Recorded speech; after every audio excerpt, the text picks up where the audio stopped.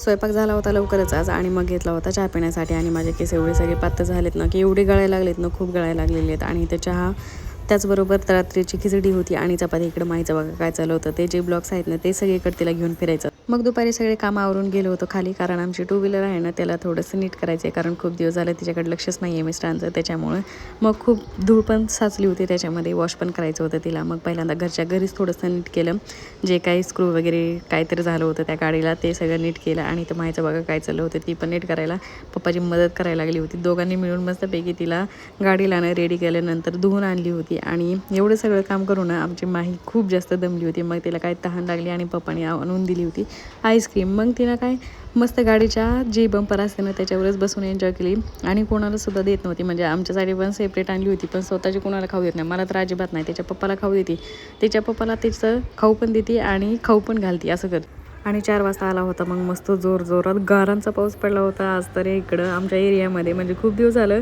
आपल्या इकडं काही पाऊस नव्हता, पण आज चक्क गारांचा पाऊस पडला होता. आणि मग मी ते वेचायला पटापट गेले होते टेरेसवर, एवढ्या सगळ्या वेचले होते आणि मिस्टर तर फुल एन्जॉय करत होते. आणि पप्पाचं बघून माहीला पण जायची पावसामध्ये इच्छा झाली होती आणि रडत होती की मला पण जाऊ दे म्हणून. मी आणि माही इकडं आतमध्ये थांबलो होतो आणि मिस्टर एकटीच भिजायला लागली होती.